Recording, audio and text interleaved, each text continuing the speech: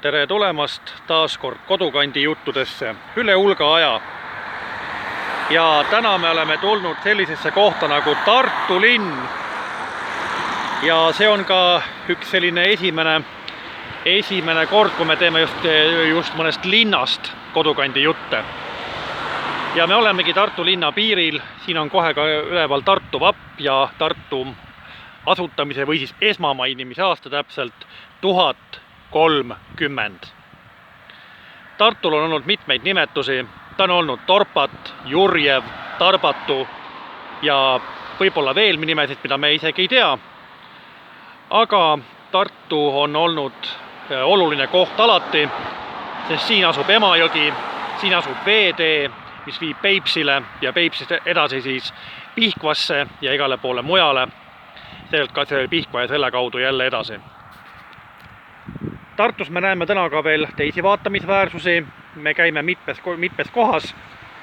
Ja kui me nüüd näitame kaameraga seda Tartu sissesõitu, siis Tartu sissesõit on selline.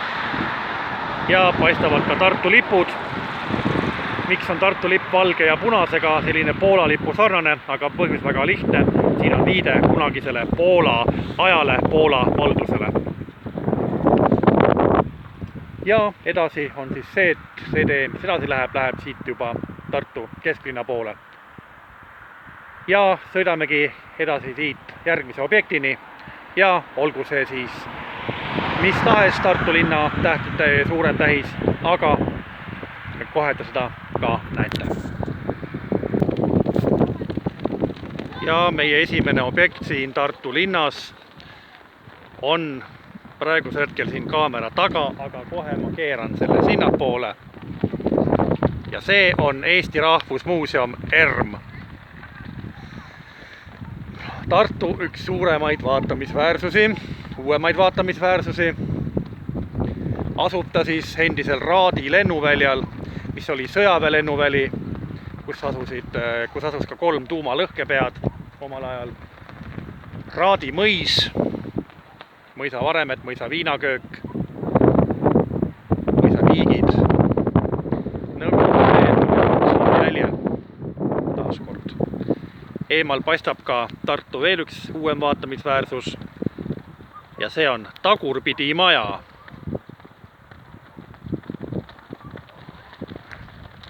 Aga siin siis ERM uues majas ja üks Tartu vaatamisväärsustest.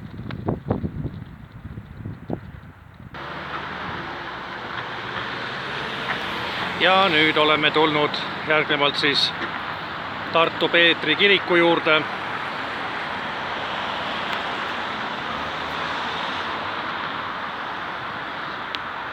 Ja nii ta siis siit paistab.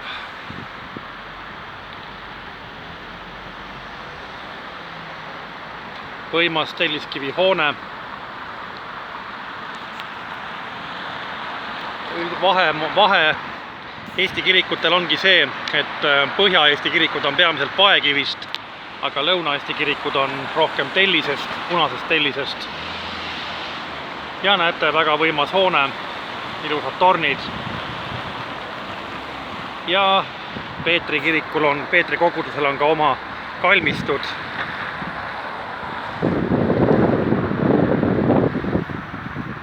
Siin mõningad fotod vanast Peetri kirikust. Ja Peetri kirik on siis valminud 19. sajandi lõpul.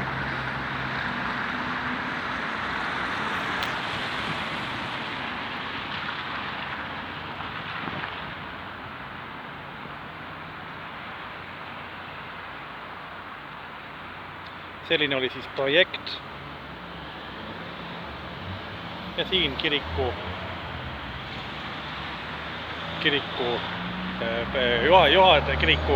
ja koguduse õpetajad läbi aegade.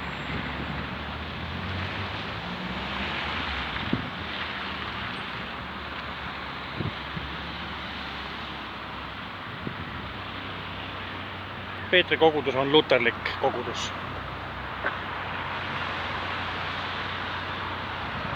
kuigi Tartus on ka katoliku kirikuid ja vene õigeusu kirikuid. Täpsemalt oleks öeldud võib-olla, et Kreeka õigeusu ortodoksi kirikud oleks kõige õigem öelda, sest ortodoksi kiriku alla kuulub ka Eesti apostellik õigeusu kirik, mis ei ole seotud ei Venemaaga ega Moskva patriarhaadiga.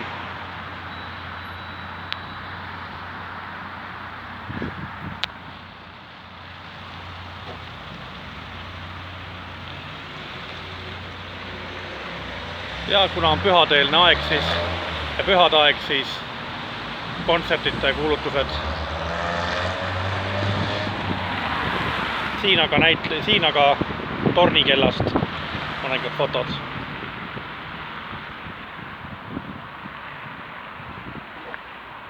Ja Tartu Peetri kogudus on siis 150-aastane.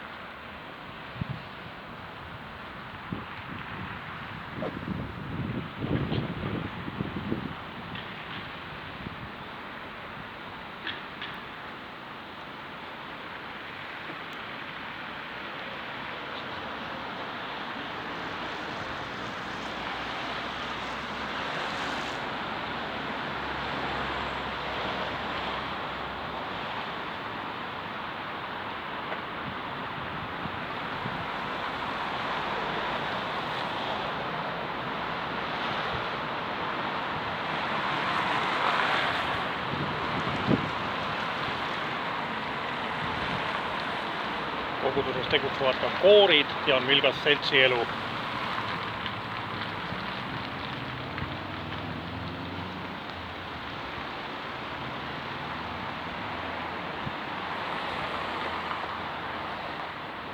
Ja vaatame siis kirikut ka taganküljest.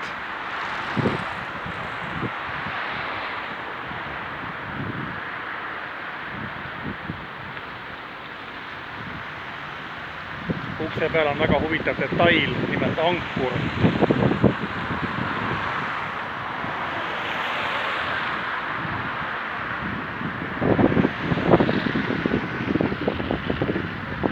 Ja siit alla läheb juba Peetri tänav.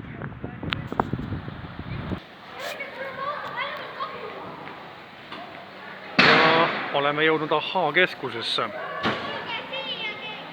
Tartu Ahhaa-keskus, teaduskeskus lastele, noortele. Ja nagu näha, on siin erinevad väljapanekud, atraktsioonid.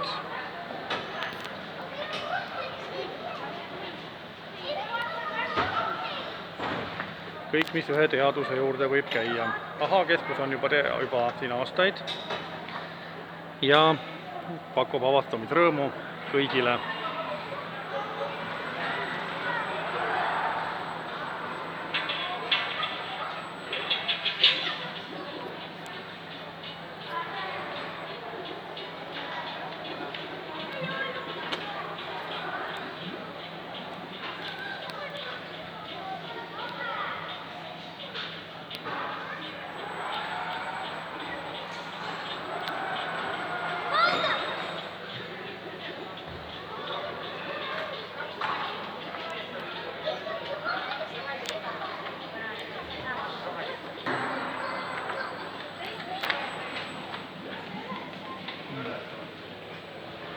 Näitame veel kord seda Ahhaa-keskust siin ringina.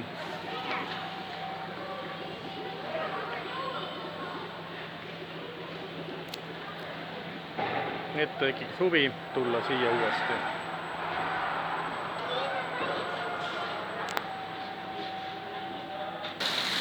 Siin tervitab meid veemaailm.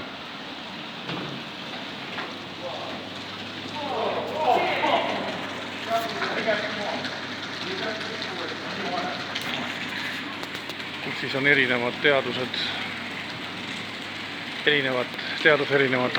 ja võimalik proovida siis, mida suudetakse vee jõul.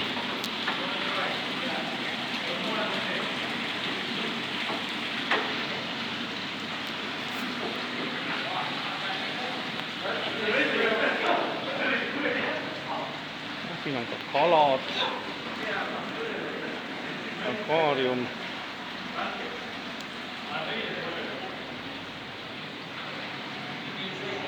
Mängunurgad, kus saab ise ehitada.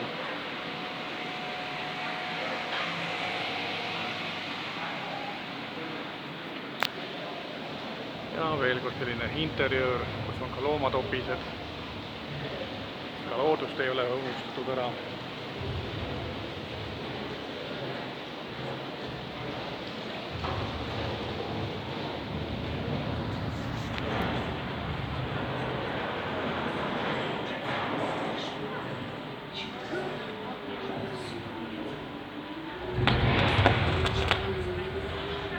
Selline futurismisaal või niimoodi, aga siit jätkame mõne aja pärast.